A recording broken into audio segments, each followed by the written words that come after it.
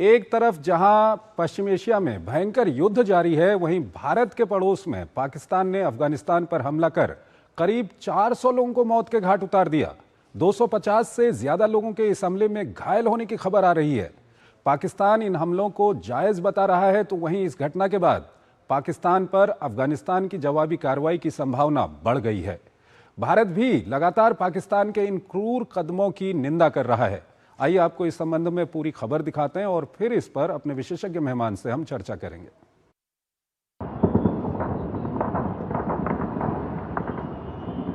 रात के करीब 9 बजे थे। पहले काबुल जोरदार धमाकों से दहल उठता है, फिर लड़ाकू विमानों की गड़गड़ाहट लोगों में दहशत पैदा करने लगती है। थोड़ी ही देर बाद पाकिस्तानी दरिंदगी की घिनौनी करतूतें दुनिया के सामने होती हैं। आग उगलते पाकिस्तानी विमान 400 मासूम अफगानियों की खून की होली खेलकर दुनिया को ये बताने में जुट जाते हैं कि हमला उसकी धरती को लाल करने वाले लड़ाकों और अफगान सेना के ठिकानों पर किया गया है। लेकिन घटनास्थल से आने वाली तस्वीरें पाकिस्तान के क्रूर चेहरे को दुनिया के सामने नंगा कर देती हैं। अफगानिस्तान का दावा है कि हमला किसी ठिकाने पर नहीं बल्कि एक नशा मुक्ति केंद्र पर था, जहां करीब 2000 लोगों का इलाज चल रहा था। तालिबान की तरफ से इस हमले में 400 के मारे जाने और 250 लोगों के घायल होने का दावा किया गया है। तालिबान सरकार के प्रवक्ता ज़बीहुल्लाह मुजाहिद ने एक्स पर घटना की तस्वीर साझा करते हुए कहा कि ये आम नागरिक और नशा के आदी लोग थे, जिनमें अधिकांश पाकिस्तानी हवाई हमले में मारे गए। हालांकि पाकिस्तान ने इन आरोपों को खारिज करते हुए कहा है कि इन हवाई हमलों में काबुल और पूर्वी प्रांत नंगरहार में सैन्य प्रतिष्ठानों और आतंकी ठिकानों को निशाना बनाया गया है, जो तालिबान सरकार के संरक्षण में चल रहे हैं। पाकिस्तान हमले के बाद उठने वाली आग की लपटों का हवाला देते हुए दावा कर रहा है कि हमले वाली जगह हथियार डिपो होने के संकेत हैं। हालांकि तालिबान ने इससे साफ इनकार करते हुए कहा है कि नशा मुक्ति केंद्र के पास किसी तरह का कोई सैन्य ठिकाना नहीं है। हमले के बाद पाकिस्तान एक बार फिर अफगानिस्तानी क्रिकेट खिलाड़ियों के निशाने पर है। उन्होंने हमले की कड़ी निंदा करते हुए अपने लोगों की मौत पर दुख जताया है।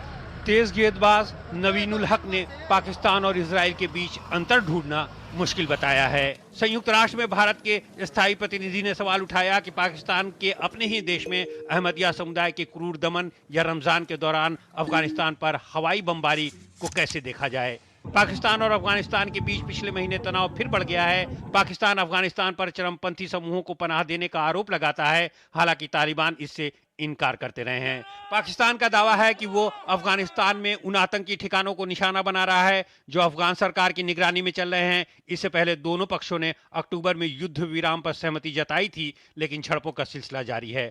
अब चीन दोनों देशों के बीच मध्यस्थता करने की कोशिश कर रहा है। इसी सिलसिले में चीन के विदेश मंत्री वांग यी ने पिछले हफ्ते दोनों देशों के विदेश मंत्रियों से फोन पर बात की थी। चीन के विशेष दूत दोनों देशों का दौरा कर रहे हैं। चीन के दोनों देशों के साथ घनिष्ठ संबंध हैं। इन कोशिशों के बीच ताबड़तोड़ बमबारी कहीं चीन को आंख दिखाने की कोशिश तो नहीं है।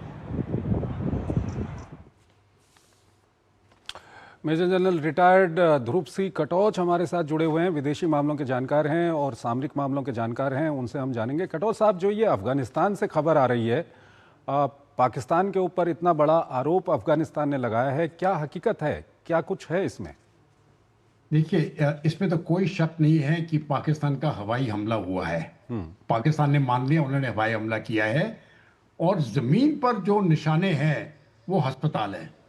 अभी क्या पाकिस्तान की टारगेट वो अस्पताल थी या नहीं थी, ये मैं नहीं जानता हूं, लेकिन हकीकत ये है कि वो अस्पताल नष्ट हो गया है और 400 से अधिक लोग मर चुके हैं।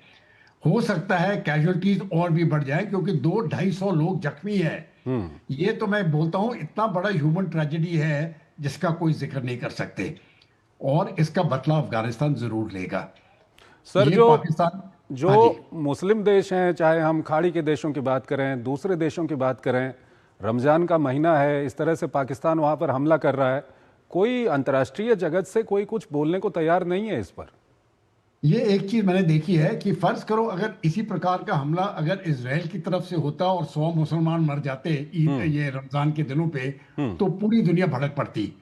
अब जाके इस हमले में एक पाकिस्तान देश है जो मुस्लिम देश है, सुन्नी मुस्लिम है, और एक दूसरे सुन्नी मुस्लिम देश के ऊपर उसने हमला किया है और वहां पर 400 से अधिक लोग मारे गए हैं और दुनिया चुप है।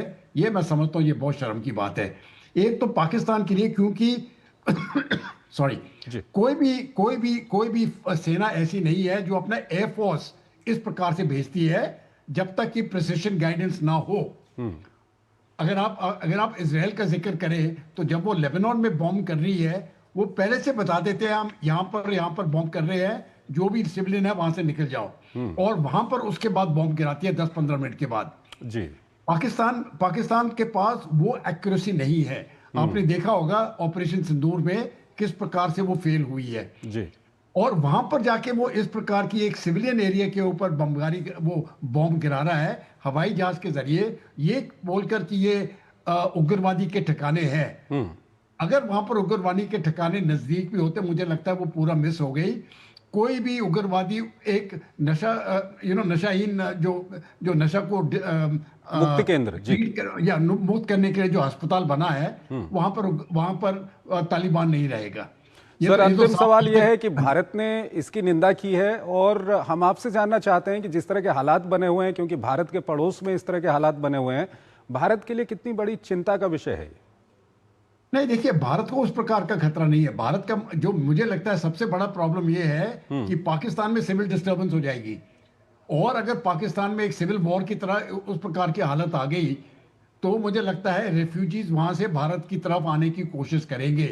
ये हमको रोकना पड़ेगा। ये अभी से नहीं, मैं पिछले 10-15 सालों से कह रहा हूं, सबसे बड़ा खतरा पाकिस्तान से हमारे लिए ये है कि अगर वहां पर सिविल वॉर की हालत हो गई तो हजारों की तादाद में सिविलियंस, मुसलमान सिविलियंस वहां से भागने की कोशिश करेंगे और भारत में आने की कोशिश करेंगे, और ये हमको एक्सेप्टेबल नहीं होना चाहिए।